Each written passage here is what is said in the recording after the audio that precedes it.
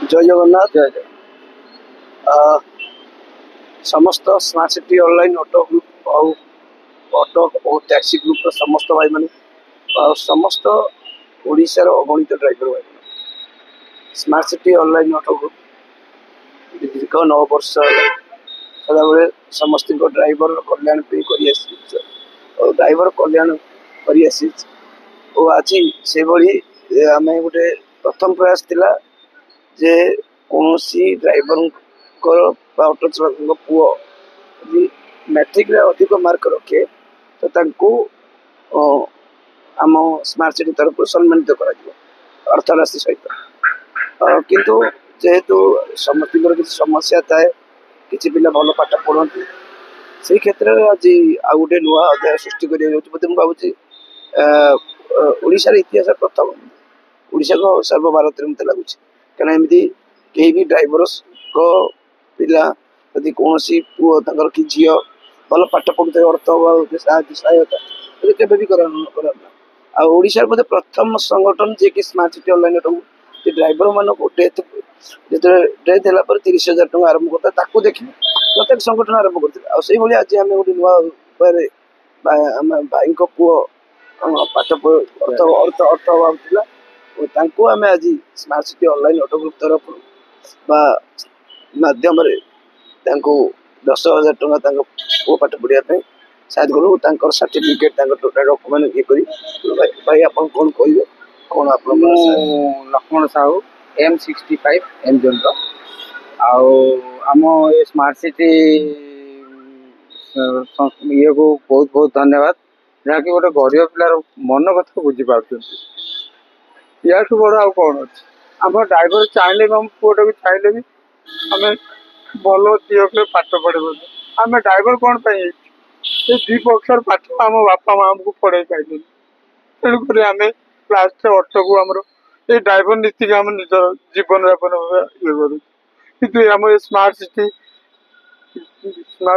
ये आमर महिम किसी महिम कहते मुझे साधारण सान भाई मुझे पद पद भी छाड़ी दिखाँ भाई गोटे दिन हठात मत कॉल कले भाई मुझे गोटे कथा कहवाक चाहूँगी कांदतुनि भाई गोटे कथा कहवाक चाहूँगी मुझे कहूना फोन ना ना भाई देखा है कि कह कहली कौन देखा है कि कह बारंबार कहली ना भाई मुझे देखा है कि कह आसिले पाखक दुखटा जनइले कहले भाई मो पाखे मो पुओटी भल पाठ पढ़ुची आडमिशन कर 10,000 मो पाखे हो जदि साहय 10,000 हो जाता तो मो पुओटी आडमिशन कर मो संज्ञा नेली गोटे संगठन सहित जोगाजोग कली आनी संगठन से मना कर ना ना सी राजी होते अलरेडी 10,000 टका मिल जाए भाई की भाई जो दिन आडमिशन करेंगे रसीद आनिकी देखे 10,000 देखे पु के मार्क रखी कौ क्लास पढ़ुते 79 मार्क रखी 432 मार्क कौटी पढ़े कौन कौन जोरंदा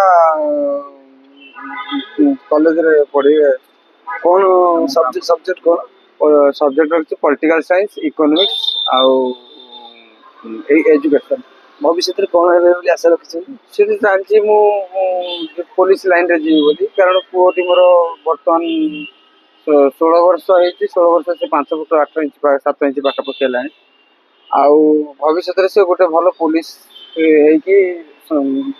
ये सेवा करियो तार मन अच्छा अच्छा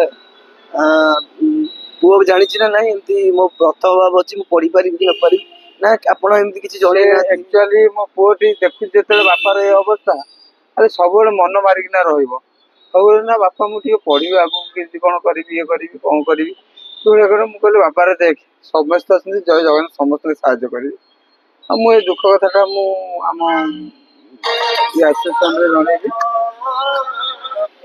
आसोसिएशन आमर जो स्मार्ट सिटी आसोसिएशन कथा जनइली निश्चित मत कि ये मिल से ये नहीं कि दूध पाचा है कि भाई को इे मन हृदय डर थाए कौन कह माने या पूर्व कई बोधे भाई को ये कही न साहाଯ୍य मागुले अन्य उपाय जमी गाड़ी किस्ती ये उपाय केवे किए साहाଯ୍य मागी न प्रथम किना ଆସିକି ଭାଇଙ୍କୁ ଗୋଟିଏ ପଦ ଖାଲି କହିଲେ, ସେ ହସି ପଦ ଦେଇକି ମାନେ ଯୋଉ ହସ ପଦ କରିକିନା କହିଲେ ତମ କଥା ବୁଝିବା, ଏତିକି କହିଲେ। ତା 2 ଦିନ ପରେ ସେ ମତେ ତାଙ୍କ ଆଡୁ ଫୋନ କରିକି କହିଲେ ଆଉ ବାବୁରେ ତମେ ଆସ ଟିକେ ମତେ ଭେଟ କର ଆସିକି।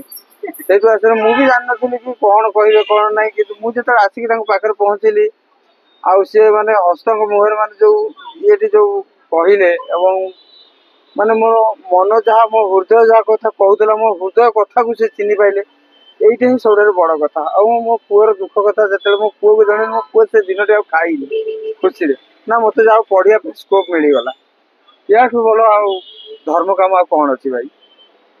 ନାଇଁ ନାଇଁ, ଏଇଟା ହଉଛି ଭଗବାନଙ୍କ ଆଶୀର୍ବାଦ। ମୁଁ ବି ଗୋଟେ କିଛି ନୁହଁ।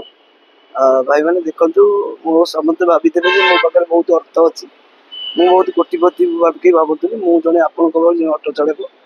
ମୁଁ ଆଜି ବି ଗରିବ, ମୁଁ ବି ବହୁତ ଧନୀ ନୁହଁନ୍ତି। ମୁଁ ବି ସଂଘର୍ଷ କରୁଛି ମୋ ନିଜ ପରିସ୍ଥିତିକୁ, କାରଣ ମୁଁ ଅଟୋ ଚଲେଇ ପାରୁନି, କାରଣ ଆପଣମାନଙ୍କ ସେବାରେ ମୁଁ ଅଟୋ ଚଲେଇ ପାରୁନି।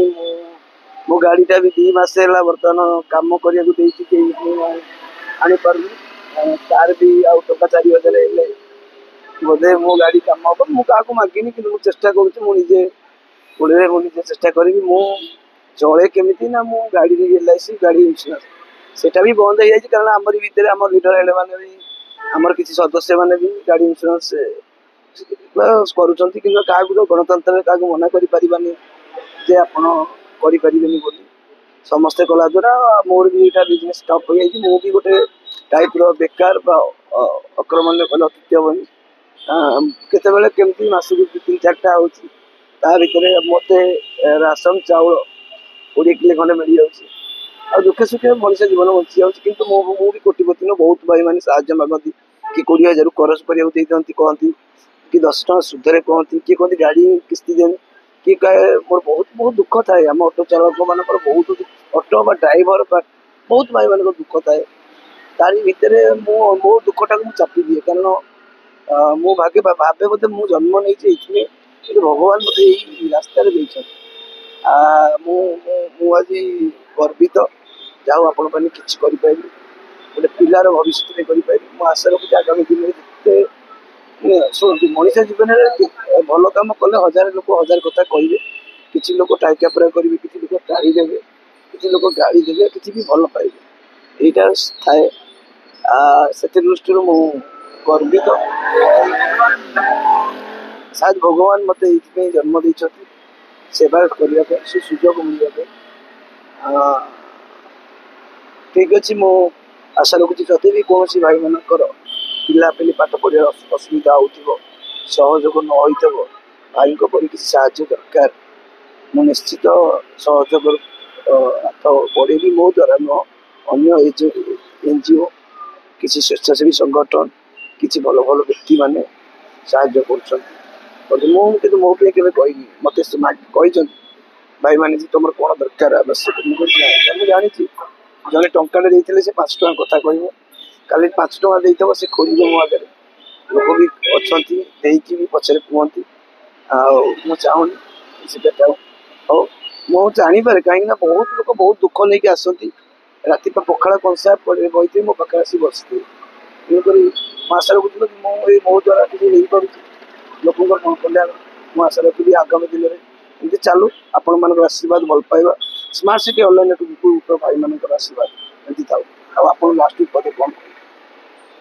ବହୁତ ବହୁତ ଧନ୍ୟବାଦ। ଯାହା ହଉ ମୋ ପୁଅର ଭବିଷ୍ୟତ ଯୋଉ ସ୍ମାର୍ଟ ସିଟି ସଂଘ ତରଫରୁ ଆଉ ଆମର ଚେୟାରମ୍ୟାନ ବିନୋଦ ଭାଇଙ୍କ ତରଫରୁ ଯୋଉ ସାହାଯ୍ୟ ଟିକକ ମିଳିଲା, ମୋ ପୁଅ ଭବିଷ୍ୟତ ଯୋଉ ଗଢ଼ିବାରେ ସେ ଆରମ୍ଭ ତାର ଜୀବନର ଭବିଷ୍ୟତ ଗଢ଼ିବାର ଆରମ୍ଭ ପ୍ରଥମ ପାହାଚ ହେଲା ଆମ ଆପଣଙ୍କ ପୁଅ, ଆପଣଙ୍କ ସ୍ତ୍ରୀ କ'ଣ କହିଲେ? ଆପଣ ଫ୍ୟାମିଲି କ'ଣ କେମିତି ରିଆକ୍ଟ ମୋ କଲେ? ସ୍ତ୍ରୀ ମାନେ ବହୁତ ସେ ମାନେ ବିଶ୍ୱାସ କରି ଆଗରୁ ମାନେ ଇଏ ସେ ବିଶ୍ୱାସ କରିପାରିଲାନି କି ମାନେ ଭୁବନେଶ୍ୱରରେ ଆମର ସ୍ମାର୍ଟ ସିଟି, କାରଣ ସେ ଆଗରୁ ଦେଖିଛି ଆମର ଅନ୍ୟ ସଂଘ, ବହୁତ ସଂଘ ଅଛନ୍ତି, ଯାହାଫଳରେ କି ଗାଳି ଗୁଲଜ ବହୁତ ତଟା ଟାଇପ୍ କରନ୍ତି।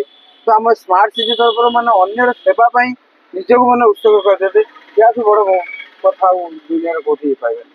जय जगन्नाथ आशा रखुची समस्ते किसी शिखिबे नीति आदर्श जो संघ मैंने सदा गर्व करती मोर संख्या अधिक मोर बहुत संख्या मेंबर संख्यार किसी न थाए नीति आदर्श भाईचारा थाए आउ सदा बेले संख्या केते संख्या पंचु पांडव 5 जन थिले पूरा कौरव वंश को ध्वंस करते आउ स्मार्ट सिटी से नीति आदर्श को विश्वास करते जय जगन्नाथ। जय जगन्नाथ।